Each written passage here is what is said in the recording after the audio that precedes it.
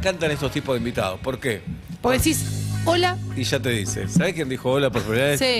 Eso. El primero que dijo hola. Charlamos recién fuera del aire y es una especie de historiador barra psicólogo también. Sí, Me preguntó sí. tu familia cuando llegó, de dónde Claro. venían. Nos abrazamos. Ideal para un asado, Espectacular. para una sala de espera, Sí.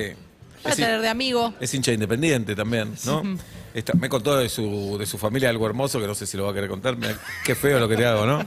Es Daniel Balmaceda, historiador, escritor. Acaba de publicar Historias de la Belle Époque Argentina. Un libro que está buenísimo. ¿Qué haces, Daniel? Bien, todo muy bien, muchas gracias, linda presentación.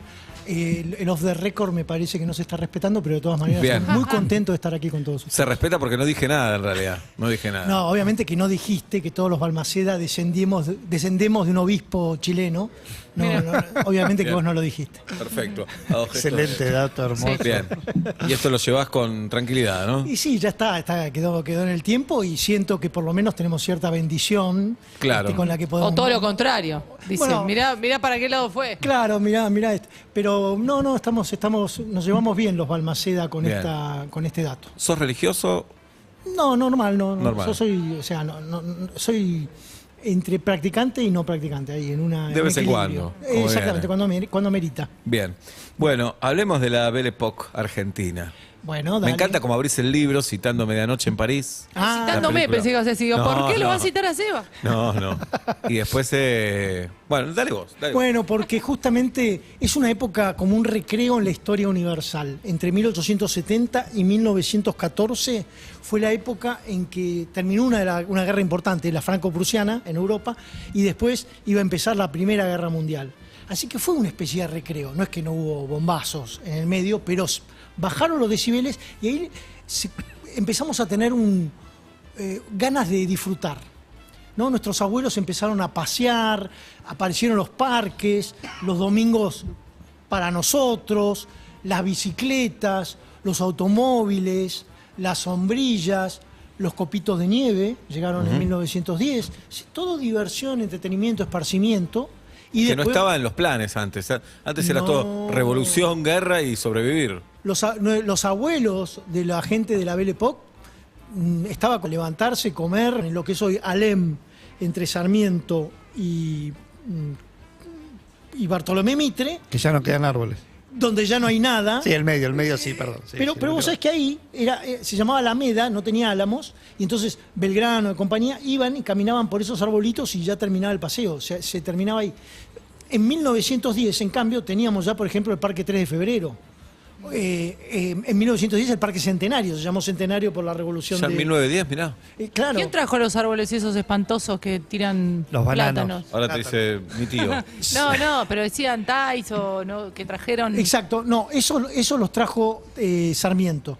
Y Taís también trajo algunos árboles que te dan ciertas alergias. Lo que hizo Taís es que vos mirás Buenos Aires por sus colores y podés advertir de qué época estamos hablando. Pará, Daniel, me interesa algo. Dijiste Parque Centenario, me toca de cerca. Sí. Desde 1910, decís. Exacto, justamente se llamó Parque Centenario porque era el centenario de la Revolución de Mayo. Mirá, ¿Y qué Seba. pasaba en la zona en ese momento? Bueno, justamente Caballito era el pueblo de Flores, ¿no? Se llamó pueblo de Flores hasta que tanto Belgrano como el pueblo de Belgrano y el pueblo de Flores se incorporaron en esta época a Buenos Aires, con lo que se agrandó muchísimo la ciudad y ya estaba completamente habitada. Esos dos pueblos tenían mucha vida, así que la integración fue algo muy natural. No es que avanzamos a esa zona y recién era zona de quintas, tenía un zoológico también. Nosotros teníamos un zoológico en la zona que se llamaba zona norte y un zoológico más en el centro.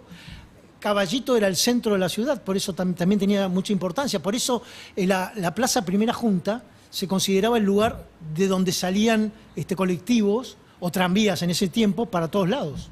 En el libro hablas de revolución tecnológica también. Claro, y sí. ¿Qué incluye la revolución tecnológica en ese momento? Buenos Aires, por ejemplo, se pobló de electromóviles, automóviles eléctricos.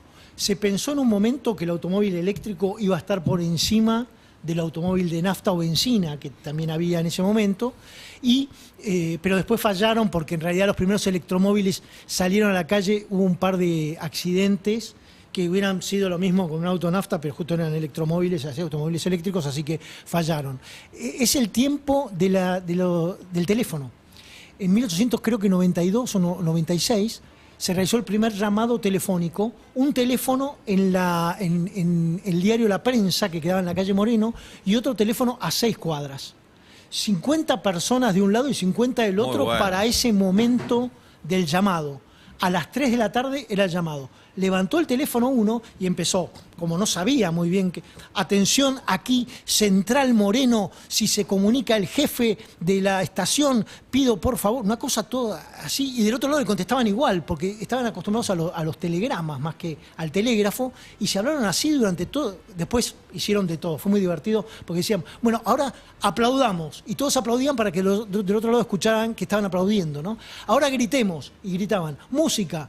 Todo así, 2 horas de comunicación, y no podían creer que vos pudieras estar escuchando lo que alguien decía a 6 cuadras. Claro. Era absolutamente ridículo. Bueno, por eso la comunicación se achicó mucho, las distancias de comunicación y las distancias geográficas.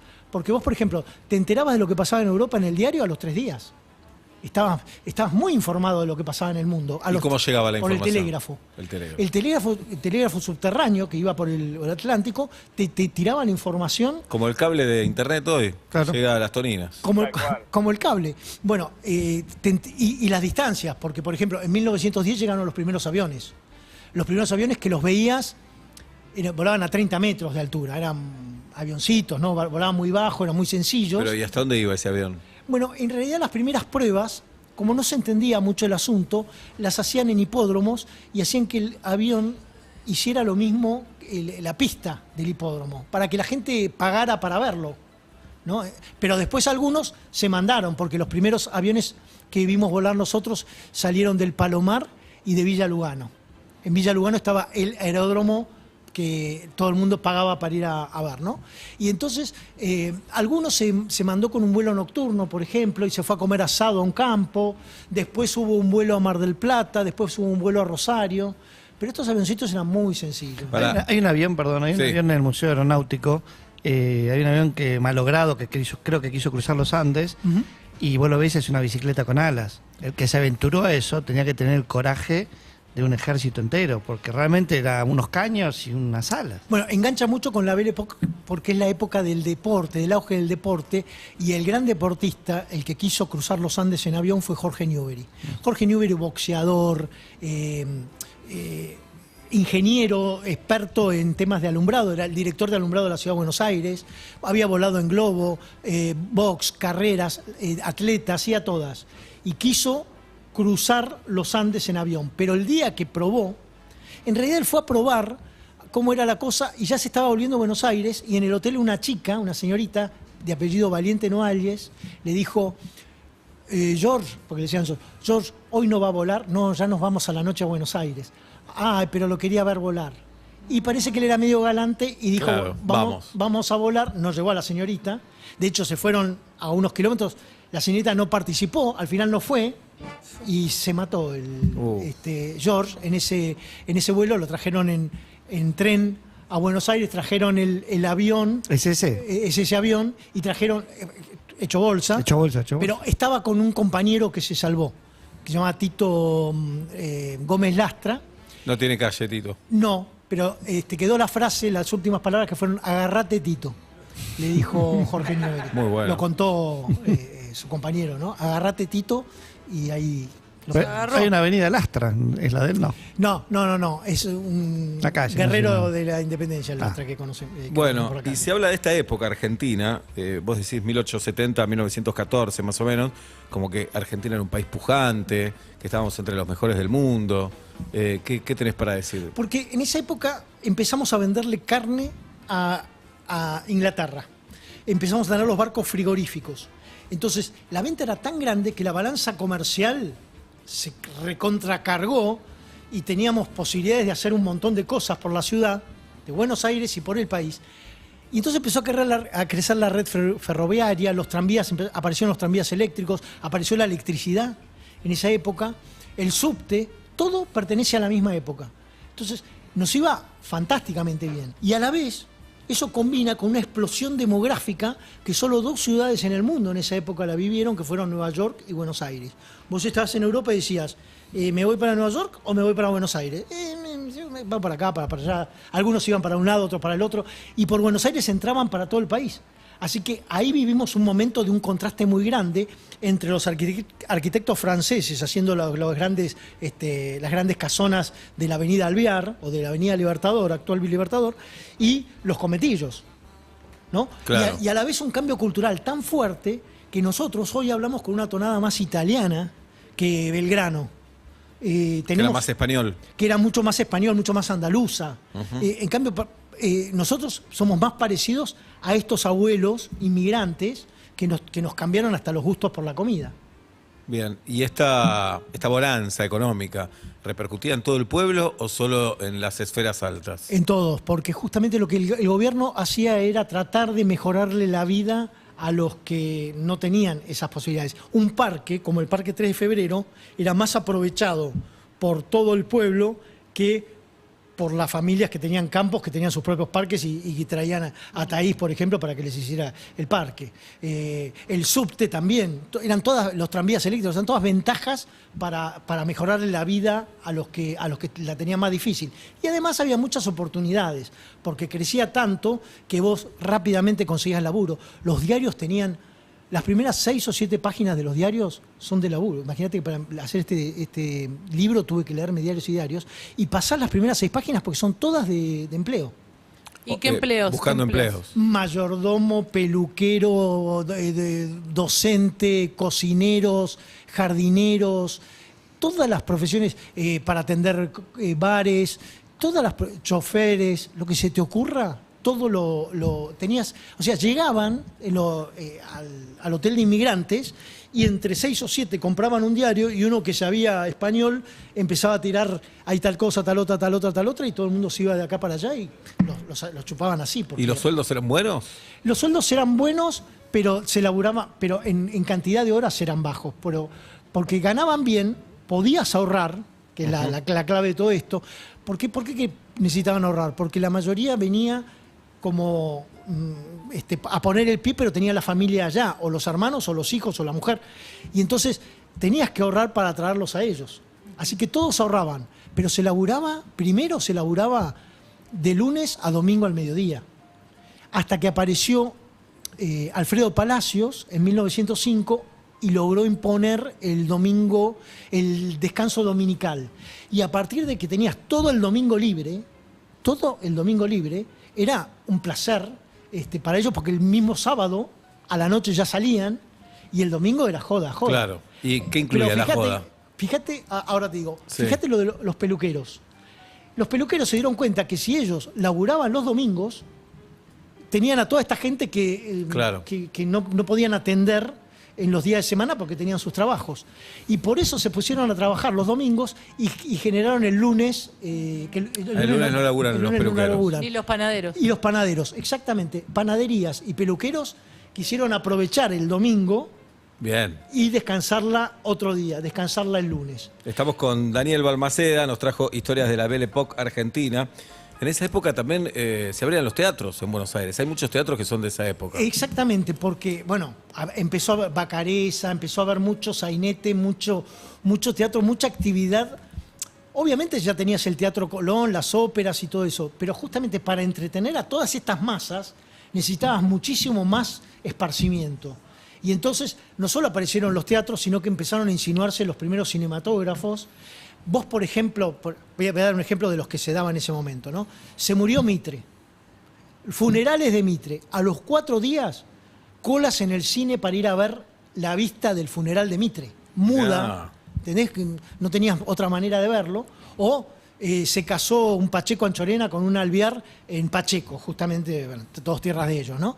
Y se filmó. Y toda la gente iba a ver el casamiento, como si fueran Palito y Evangelina Salazar. Claro, así. A ver, Claro. o sea, que se daban ese tipo de vistas, además de todo lo del cine. ¿Y cuánta mucho gente baile. iba al casamiento de Pacheco y Alvear, por Y ejemplo? bueno, en el Pacheco Alvear se contrataron 2 trenes que salieron de Retiro y fueron hasta Pacheco, y cuando vos llegabas, estaban ¿Ya estacionados... se llamaba Pacheco?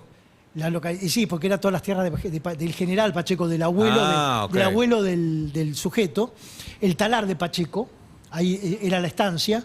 Y cuando llegabas a la estación, había 50 automóviles estacionados en 45 grados para llevarte desde la estación. O sea, nosotros no sé si hubiéramos sido invitados. Me parece era que no. muy, muy paquete. Te Sí. cuento como chisme que ella finalmente se fue con el profesor de gimnasia. No, Con el personal con el trainer. personal. Con el personal que era uno muy conocido, ahora me voy a acordar, que tenía en Suipacha una casa de masajes. Después, ahora actualmente es una casa de masajes en Suipacha, no me Pero acuerdo. pará, ¿casa de masajes de verdad? No, casa de masajes de verdad, Colmeña. Y los Pacheco y los Fabián Alvear. Colmeña. ¿Colmeña? Colmeña. Ah. No me salía no, Hola. se fue con Colmeña, Mirá, la señorita Elvira Alvear, famosa casa. por supuesto. Pacheco y Alvear. Sí. ¿De dónde tenían guita? Porque todos sabemos, son apellidos, de plata, pero ¿cómo empezó todo? Bueno, los Alvear tenían guita desde antes de 1810. Diego de Alvear era una persona de muchísimo peso. El padre del general Alvear, se llamaba Diego, era un tipo de mucho peso en aquella Buenos Aires y ya venía con plata desde España. Después se fue, pero quedaron acá tierras y además Diego de Alvear se casó con una Balbastro. Y si los Alvear tenían plata, las Balbastro tenían muchísima plata. Del comercio negrero, de lo que había en la Buenos Aires del 1700, ¿no? Bueno, de ahí los Alvear. Bueno, los Pacheco en realidad eran una de las familias también. Pensá que hacia 1805, 1806 podías contar 20 familias de peso y los Pachecos ya estaban. Lo que pasa es que uno se volvió muy famoso porque siendo muy joven peleó con San Martín. Fue uno de los granaderos que formó San Martín. Es conocido su cuadro porque lleva arito. Los granaderos usaban arito. Mirá. Era un símbolo de distinción para ellos. Y bueno, y este Pacheco consiguió aún más tierras en la zona norte. Por eso estaba la zona de Alvear, de Torcuato, de Alvear, Don Torcuato, y la de Pacheco, el talar de Pacheco. Tremendas tierras, aquellas que después las fueron vendiendo y disfrutando. Hoy son countries, es todo country. Hoy todo- Country. claro, sí, totalmente. ¿Y alguien controlaba eso? Ellos, digamos, había impuestos, tenían que pagar. Sí, había impuestos, había quejas por los impuestos, por supuesto, pero era tanto el bienestar que mucho No se quejaban. No, porque ellos, en realidad te ibas, por ejemplo, Victoria Ocampo, se nació en 1890, se casó en 1912. Se fue a Europa de luna de miel, 2 años. ¿Entendés? Barquito, bien. Claro, viaje. porque te ibas bien. en barco, decís, ¿cuánto voy? Y me quedo un rato. Y me quedo, bueno, Para un rato aprovechar. largo, ¿no? Un par de años. Sí. Un par de años se quedó allí y cuando volvías te traías los baúles, los biombos, te comprabas todo allá y armabas la casa con todo lo que traías. Todo Ikea. Pero pará, Los Silvina, autos te Silvina comprabas. Ocampo se va 2 años. Victoria, perdón. A 2 años a Europa. Sí. No labura ya. Victoria Ocampo. ¿Para No. qué va a trabajar? No. Mira, pero no, las chicas. Mira, en esa época, una contemporánea era Alfonsina Storni. Vos podías laburar de maestra, pero después era Claro. muy difícil que consiguieras un laburo. De hecho, lo menciono porque Alfonsina se presentó en un puesto que hoy llamaríamos de marketing y se presentaron 500 hombres y ganó ella. ¿No? Pero era muy raro que se presentara una mujer. Era muy raro que una mujer viajara en 1903 en tren desde San Fernando hasta Retiro sola. ¿Cómo te vas a sentar sola? No, esas cosas no pasaban. Victoria no hizo nada en su vida, salvo escribir, o sea, toda su actividad. Sí, claro. Pero no trabajar. Y Monaco Estrada, Luis Monaco Estrada, los apodos de aquel tiempo eran Chichona. Lo vi eso, sí. Son muy apodos de gente Nenona, bien hoy por hoy. Claro, todavía, ¿no? Pichona. Nenona, Cochonga, Unzué de Alvear. Cochonga, Ajá. muy bueno. Cochonga, sí, todas así, Nenona, ¿no? Macoco Alzagunzué, Monaco Estrada, Manucho, Mujica Lainez es también de esa época. Claro. Manucho, ¿viste? Entonces, Monaco tampoco trabajaba. Los Estrada tenían suficiente espalda como para vivir Sí. la vida. Y un tema siempre actual para Argentina. El peso nuestro en Europa. Totalmente. ¿Cómo era el cambio? No, era muy fuerte el peso. ¿Ah, sí? Sí. Vos pensá que en Francia había una frase que era: esto vale más que un argentino.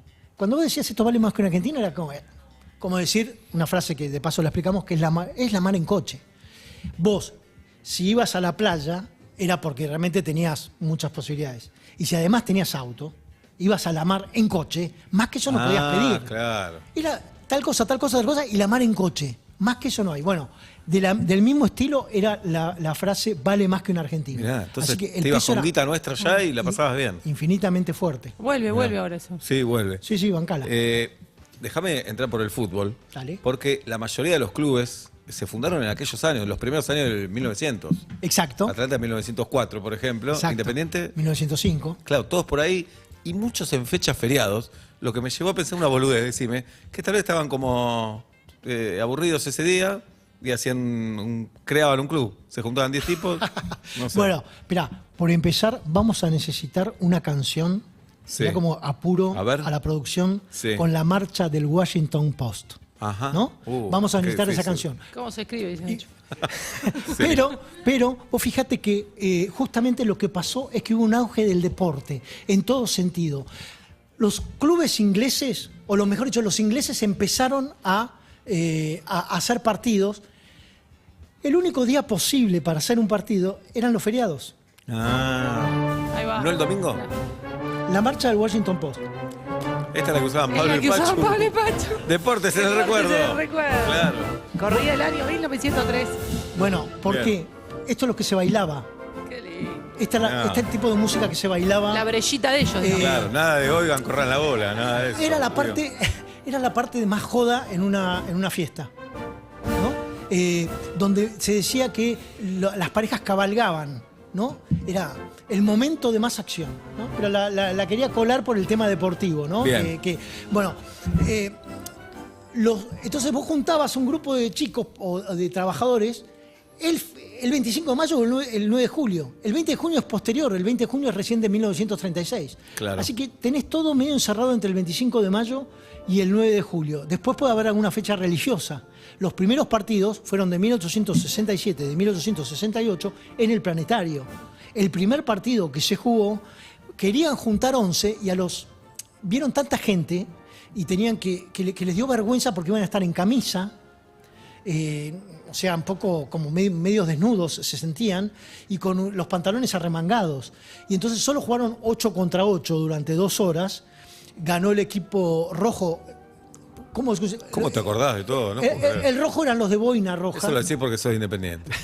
No, el rojo era de boina roja y el blanco, o sea, boina roja versus boina blanca. Jugar con boina, ¿qué incopa? Es que, No cabeceaba nadie, digamos todo.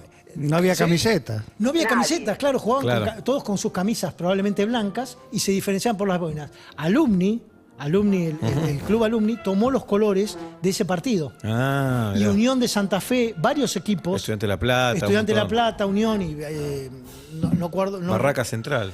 no, después el tucumano, San Martín. Perdón, que dije Atlético. Se pudre. Se pudre todo.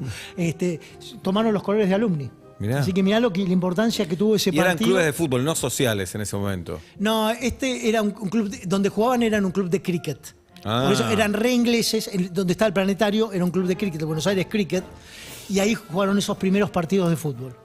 Pero no era el partido de fútbol que nos vemos nosotros.